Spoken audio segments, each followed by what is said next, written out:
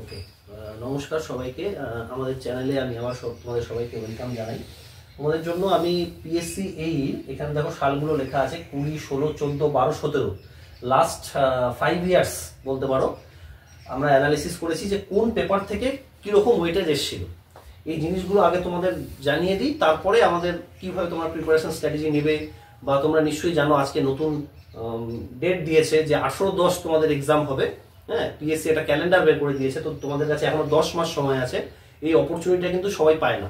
Generally notification বার করার পর আমরা জানি 4 মাসের মধ্যে এক্সাম কন্ডাক্ট। এবার তোমাদের অনেক দিন অপরচুনিটি তোমরা পেলে, তো সেটা কিভাবে ইউটিলাইজ করবে না করবে সেটা নিয়ে আমরা হালকা কিছু তোমাদের জানিয়ে দেবো। তো এই মুহূর্তে প্রথমে আসো, দেখো দুটো পেপারে আমরা ভাগ করেছি। তুমি যদি দেখো স্ট্রাকচার অ্যানালাইসিস প্রথমটা, SOM, RCC, steel, BMC, project management, এইটুকুকে পেপার 1 ইঞ্জিনিয়ারিং সার্ভিসে ধরে।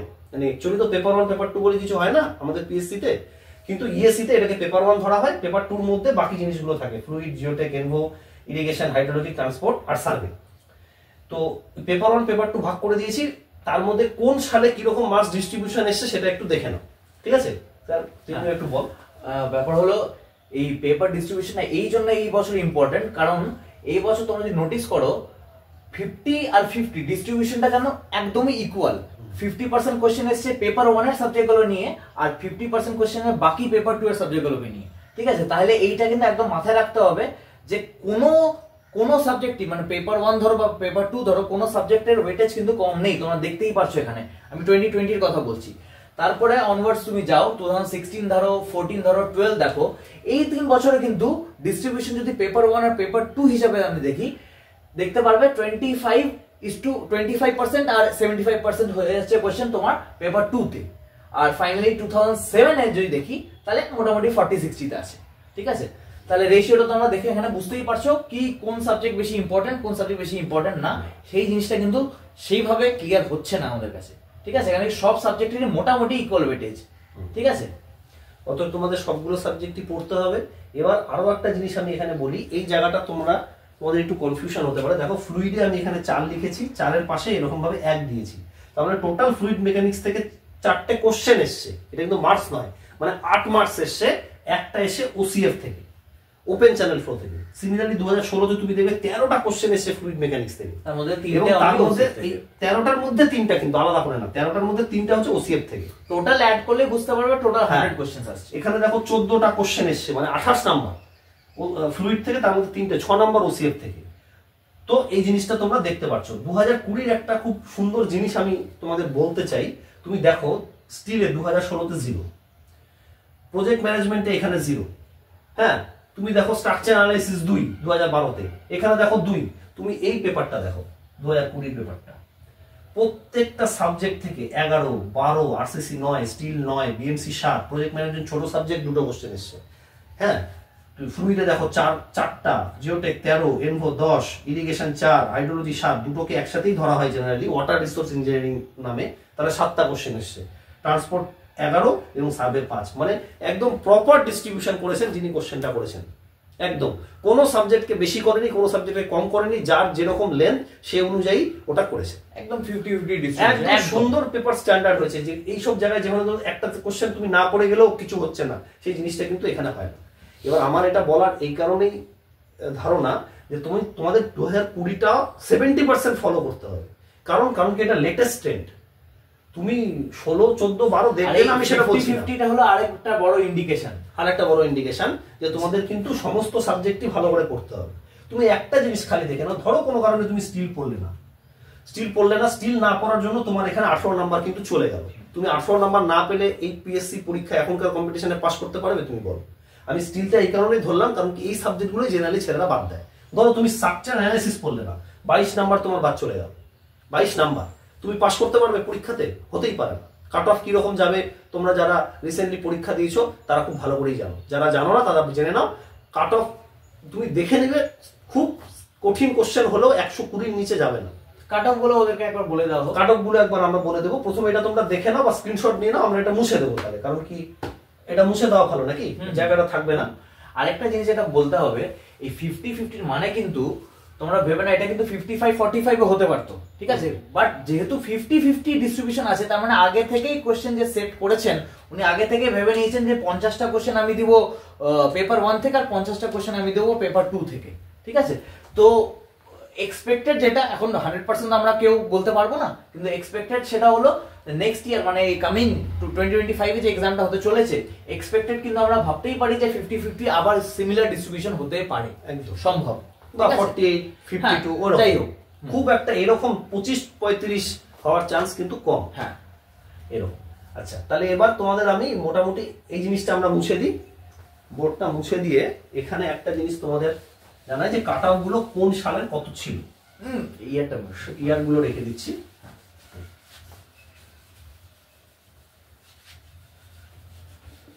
অত আমাদের তো 2014 অব্দি জানা আছে, 12টা মুছে দিই। ঠিক আছে, যতটা জানা আছে, যতটা আমাদের পাবলিক প্ল্যাটফর্মে অ্যাভেলেবল আছে ডেটা, সেই হিসাবে জানাচ্ছি। আচ্ছা, প্রথমে একটা জিনিস জানিয়ে দিই, এটা তোমরা দেখেও নেবে, আমি গ্রুপে পোস্ট করে দিয়েছি বা ফেসবুকেও দিয়েছি।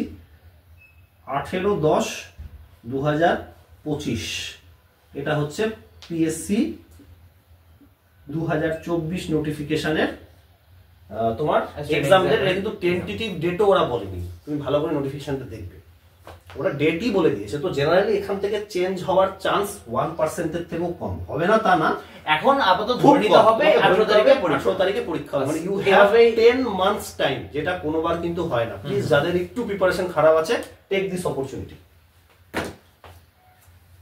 আচ্ছা, এবার কাট অফ মার্কস গুলো যদি একটু বলি তোমাদেরকে, 2020 সালেরটা তো আমাদের যেহেতু মনেই আছে, তো 2020 সালে 114 গেছিল রিটেনের কাট অফ ইউআর ক্যাটাগরিতে, এবং টোটাল কাট অফটা গেছিল ইউআর এ 165।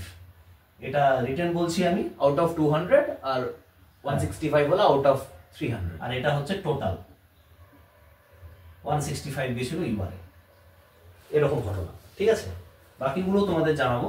2016 যেটা হয়েছিল, কোশ্চেনটা মানে ওরা পিএসসি পাবলিশ করেনি, সেজন্য আমাদের কাছে এক্সাক্ট ডেটা অ্যাভেলেবেল নেই, লোকজনের কাছ থেকে শোনাই যেটা সেটাতেই আমরা বলতে পারবো। রিটেনের কাট অফ গেছিল 135 ধরে রাখো, একটা রেঞ্জ আছে, আমি 130 থেকে 140 রেঞ্জ আছে, আমি 135 ধরে রাখলাম। ছেলেপেলের মুখ থেকে, সিনিয়রদের থেকে শুনে যা আমি জানতে পেরেছি সেটাই। আচ্ছা, এর টোটালটা আমরা জানতে পারবো না, কেন জানতে পারবো না? কারণ কি, ইন্টারভিউতে কে কত পেয়েছে সেটা আমার জানাইনি, তো যেহেতু জানানো হয়নি, অতএব এটা আননেসেসারি উল্টোপাল্টা বলে লাভ নেই, ঠিক আছে। হয়তো এটা হলো আউট অফ 200 135, এটা একটা এস্টিমেটেড রিটেন কাট অফ গেছে, হয়তো এখানে ধরে রাখা যেতে পারে মোটামুটি 180 তো গেছেই, 180 প্লাস বা 190 প্লাস তো গেছেই হয়তো, আমি এস্টিমেশনে বলছি। আর 2014 সালের যে ডেটাটা অ্যাভেলেবেল আছে, 2014 সালে কত গেছিল? 85 ছিল জেনারেল কাট অফ, 85 ছিল রিটেনে ইউআর এর কাট অফ, 85, ঠিক আছে। আর 2012 সালেরটা আমাদের কাছে অ্যাভেলেবেল ছিল না, আমি দেখে একটু দেখো, 2012 সালেরটা অ্যাভেলেবেল ছিল। 2014 সালে কিন্তু সমস্ত কিছু দিয়ে দিয়েছিল, তো 2014 সালে যে ডেটা থাকবে, যেমন 2014 সালের তুমি ফাইনাল কাট অফটা লিখে দিতে পারো 153 গেছিল ফাইনালটা ইউআর এর, হ্যাঁ, প্রথমটা রিটেন, পরেরটা ইউআর এর, ঠিক আছে। আর 2012টা আরেকটা জিনিস তোমরা বুঝতে পারছো, 85 হলো কাট অফ ইউআর এর, কিন্তু ফাইনাল কাট অফ 153, তার মানে তুমি ডিফারেন্সটা দেখে নাও কতটা আছে। তা তুমি যদি মানে ভাবো যে জাস্ট কাট অফ রিটেনে জাস্ট কাট অফ ক্লিয়ার করলাম আর ইন্টারভিউতে বাকি নম্বর নিয়ে আসলাম, সেটা কিন্তু পসিবল হবে না। তোমাকে কিন্তু কাট অফ থেকে একটা সারপ্লাসের নম্বর কিন্তু আনতে হবেই, ট্রাই করো 20 প্লাস রাখার, আমরা সবসময় বলি। কারণ তুমি দেখে নাও 85 আর 153 এর মধ্যে ডিফারেন্সটা দেখে নাও কতটা, 70 নম্বরের ডিফারেন্স, 68 নম্বরের ডিফারেন্স আছে, আর 100 এ 68 নম্বর ইন্টারভিউতে কিন্তু রেয়ার একদম, ঠিক আছে। তাহলে শুধু জাস্ট রিটার্নের কাট অফ ক্লিয়ার করেই তুমি যদি ভাবো যে ফাইনাল লিস্টে তোমার নাম চলে আসবে, সেটা কিন্তু মানে ভাবাটা ভুল হয়ে যাবে, ঠিক আছে। মোটামুটি যেটা স্যার বললেন যে 20 নাম্বার সারপ্লাসে কিন্তু মিনিমাম রাখতেই হবে, ইফ নট মোর। আচ্ছা, আর কি অ্যাভেলেবল আছে? 12টা দেখতে আছে নাকি? 12টা, হ্যাঁ 12টাও একটা রেঞ্জ আছে, 82 টু 84, 82 থেকে 84 রান আছে ইউআর এ। এটা হচ্ছে রিটেনের কাট অফ, আর ফাইনাল কাট অফটা জানা নেই, ঠিক আছে, এরকম হচ্ছে ঘটনা, ঠিক আছে। এমনি সব দিকটাতেই যেরকম জেনারেলি হয়, ইউআর এর থেকে ওবিসি একটু কম হয়, তারপরে একটু ওবিসি এ কম হয়। এইখানে খালি একটা জায়গায় দেখেছিলাম BCA তে মোস্ট প্রবাবলি 40 ছিল তোমার রিটেনের কাট অফ, একটু কমে গেছিল ওটাতে। আর ওবিসি বি তে কিন্তু অনেক ছিল রিটেনের কাট অফ, 85 ছিল ইউআর এর, দেখ একটু এটা 83 বা 84 ছিল ওবিসি বি তে 2014 সালে। 2014 সালে ওবিসি এ তে 40, হ্যাঁ আর ওবিসি বি তে 84, জাস্ট এক নম্বর কম ছিল। মানে 52, হ্যাঁ এরকম বলে এসসি কত ছিল? SC 52, ঠিক আছে, এইটুকু জানলেই হবে। এইটা ছিল আমাদের ইয়ে। আচ্ছা, এখানে যেমন আমার জানা আছে রিটেনে, যেমন এটা রিটেনে যদি আমরা দেখি 92 ছিল এসসির কাট অফ, 102 মনে হয় ছিল 2020টা, দেখতো ওবিসি এরটা 102 বা কত ছিল যেন, আর একটা 98 এরকম ছিল। ওবিসি এ ছিল 153। না না না, ওইটা না, মানে রিটেনেরটা আছে, হ্যাঁ রিটেনেরটা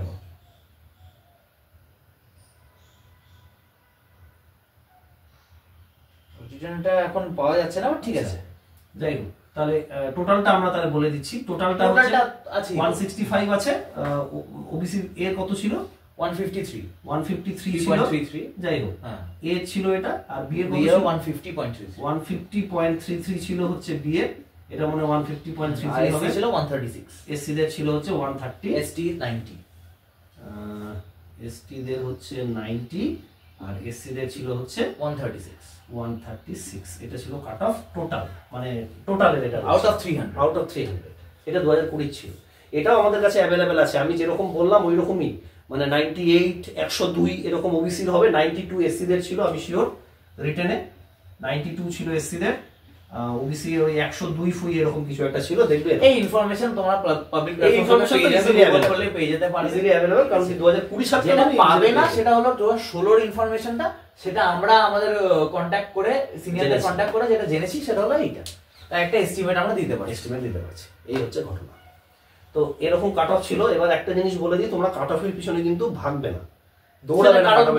দেখতেই পারলাম, কাট অফের পিছনে দৌড়াবে না। কাট অফ কি আছে না আছে এটা ভুলে যাও। তোমাকে মনে রাখতে হবে এখনকার দিনে হাই কাট অফই যাবে।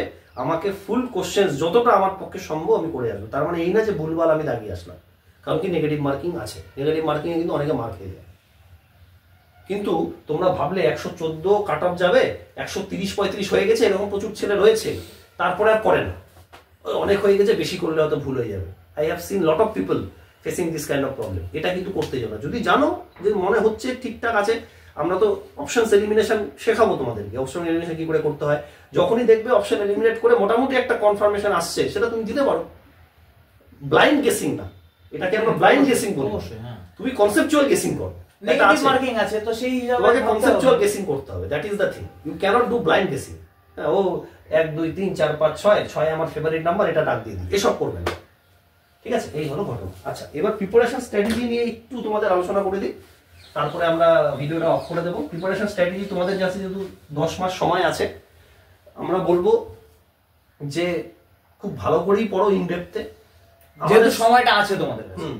আমাদের সময় আমি ওর সাথেও ডিসকাস করেছি, আমারও সেম মত। আমরা তো গেট বা ইএসসি প্রিপারেশন নিয়েছিলাম, সেটা দিয়ে এটা হয়ে গেছে। এবার সেই 2020 পেপারটা যেহেতু একটু গেট ওরিয়েন্টেড হয়েছিল, সেহেতু ওখানে হয়ে গেছে। আমাদের এখানে ফুল প্রিপারেশন একদম নিতে হবে, যেখানে নিউমেরিক্যাল কোশ্চেন তো আমরা করবো, ডেটাবেস যেগুলো কোশ্চেন থাকে সেগুলো আমাদের জানতে হবে।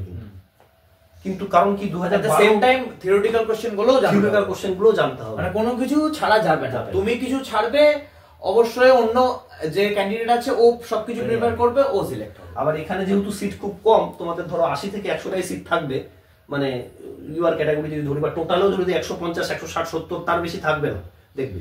তো সিট যেহেতু কম, সেহেতু এখানে কিন্তু ওই বাছাইটা একটু বেশিই হবে। মানে তুমি যদি সিভ অ্যানালাইসিস করো, নিচের দিকের সিটগুলো তোমার এখানে থাকবে, এটা কিন্তু উপরের দিকের সিট না যে তোমার সিট সাইজ বড় হবে, সিট সাইজ ছোট। This is the thing you have to remember. আচ্ছা, আর একটা জিনিস আমি বলি যে সমস্ত কোশ্চেন তোমরা প্র্যাকটিস করো, সবকিছু ঠিক আছে। প্র্যাকটিসটা করবে ওরা কোন সোর্স থেকে সেটা একবার বলে দিলে ভালো। কোন সোর্স থেকে করবে তুমি দেখো, প্রথমে তো থিওরি পড়লে, তারপরে নিউমেরিক্যাল করলে, তারপরে আবার থিওরিটা একবার পড়ে নিলে, পড়ে নিয়ে তোমাদের জিনিসটা হয়ে গেল। দেন আমার যেটা মনে হয় তোমাদের GATE previous year, ESC previous year একটু করা উচিত এখানে। হ্যাঁ, আমার এটা কি কি জিনিস বাদ দিতে পারো ইএসসি থেকে, প্রচুর কোশ্চেন আছে তো ইএসসি। তুমি প্রথম কথা আমাদের ইএসসি সিলেবাস আর আমাদের ওয়েস্ট বেঙ্গল পিএসসি সিলেবাসটা একটু তো আলাদা আছে। যেই টপিকগুলো নেই ওগুলো অবশ্যই তোমরা পড়বে না, যে যে সব টপিকগুলো কমন আছে ওগুলো সেগুলো পড়তে হবে। সেই প্রিভিয়াস ইয়ার গুলো তোমরা একদম অ্যাটেন্ড করতে পারো, কারণ টাইমও আছে, তো তোমরা প্লিজ অ্যাটেন্ড করো। কারণ পিএসসি এর কোশ্চেন তো খুব একটা বেশি নেই, number of questions for practicing খুব একটা বেশি নেই। প্র্যাকটিস করার জন্য তুমি কোন কোশ্চেন গুলো করবে? ইএসসি প্রিভিয়াস ইয়ার করতে পারো, তুমি গেটের প্রিভিয়াস ইয়ার করতে পারো, তুমি এসএসসি জেই প্রিভিয়াস ইয়ার করতে পারো, বা এরপরেও তুমি টাইম পাও তা তুমি আদার স্টেট পিএসসি এক্সাম গুলো করতে পারো। ঠিক আছে, এগুলো তোমার কাছে সোর্সেস হয়ে যাবে। তোমাকে যেটা বাদ দিতে হবে, ধরো তুমি হাইড্রোলিক মেশিন থেকে প্রচুর কোশ্চেন পাবে। হাইড্রোলিক মেশিনটা তোমাদের যেমন পিএসসি এর সিলেবাসে কিন্তু নেই, দেখবে। হ্যাঁ, এরকম কিছু জিনিস যেগুলো নেই সেগুলো তুমি বাদ দিতে পারো। আচ্ছা, আর একটা জিনিস বলে রাখি, যেটা এই পিএসসি ইন্টারভিউতেও তো আমি অনেকের সাথে কথা বলেছি, তাতে জানতে পেরেছি পিএসসি যে কোশ্চেনটা তো সোজা হয়েছিল এবারে, বুঝতেই পারছো। তারা ইন্টারভিউতে গিয়ে এমন কোশ্চেন ফেস করছে যেগুলো কনসেপচুয়াল, তার অ্যান্সার তারা দিতে পারছে না। আর ইন্টারভিউয়ের রোলটা তোমরা জানোই 1/3। অনেক ইন্টারভিউয়ের রোল কিন্তু নেগলেক্ট করা যাবে না। এমন অনেক আমাদের মানে আরো আমাদের বন্ধুরা যারা আছে, যারা সিলেক্ট হয়েছে, তারা হয়তো ইন্টারভিউয়ের নম্বরটা কম হয়েছে বলে সিলেক্ট হতে পারলো না, বা মানে যেই র্যাঙ্ক এক্সপেক্ট করছে সেটা পারলো না জাস্ট বিকজ অফ ইন্টারভিউ। তো ইন্টারভিউর ওয়েটেজটা এখানে কিন্তু 2/3 আর 1/3, 2/3 for written exam, 1/3 for interview. তো এই ওয়েটেজটা 300-র মধ্যে 100 নম্বর পুরোপুরি ইন্টারভিউর জন্য। তো ইন্টারভিউটাকে নেগলেক্ট করা চলবে না ফর দিস পার্টিকুলার এক্সাম। ঠিক আছে, আমার এখানে একটাই ব্যাপার আছে, তোমরা যেহেতু 10 মাস সময় পাচ্ছ, একটা প্রিপারেশন পুরো নিয়ে নাও। হ্যাঁ, একটা প্রিপারেশন নিয়ে নাও যেখানে তুমি পুরো সিভিল ইঞ্জিনিয়ারিং এর কোর জিনিসটা জেনে যাবে। যেই তোমার সিভিল ইঞ্জিনিয়ারিং এর কোর জানা হয়ে গেল, এরপরে যখনই যে এক্সামে তুমি দেবে না কেন, তার যে মানে আশেপাশে যে কোশ্চেন গুলো থাকে সেগুলোর জন্য জাস্ট এক্সামের আগে 1 মাস প্রিপারেশন নিলেই যথেষ্ট।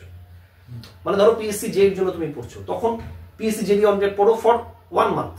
তুমি ধরো গেট দিচ্ছ, তাহলে গেটের এটা পড়ে নিয়েছো, কনসেপ্ট তোমার ক্লিয়ার আছে, গেটের 1 মাস আগে একটু বেশি নিউমেরিক্যাল দেখো। ইএসসির অ্যাজারশন ডিজাইন গুলো একটু ভালো করে দেখো, মানে অ্যাজারশন ডিজাইনে প্রচুর কোশ্চেন আসে।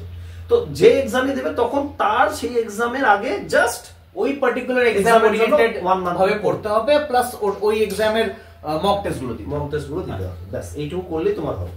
কারণ কি, কোর সিভিল ইঞ্জিনিয়ারিং কিন্তু একই জিনিস। পিএসসি এর সিলেবাসটাও খুব সুন্দর, একদম সুন্দরভাবে ওরা সিলেবাসটা মেনটেন করেছে। কোর সিভিল ইঞ্জিনিয়ারিং তোমার এখানে হয়ে যাবে, এইটুকুই আমার তোমাদের বলা। আর প্রিপারেশন মানে আমি যত অনেকে জিজ্ঞেস করে যে কতক্ষণ পড়েছে, যতক্ষণ তোমার পড়তে লাগবে ততক্ষণ পড়তে হবে, সিম্পল ইজ দ্যাট। আমার 6 ঘন্টায় যেটা পড়া হয় তিরঞ্জন সাহেবের, সেটা 3 ঘন্টায় পড়া হয়ে যায়। তো কম পড়বে না, ঘটনা এটা।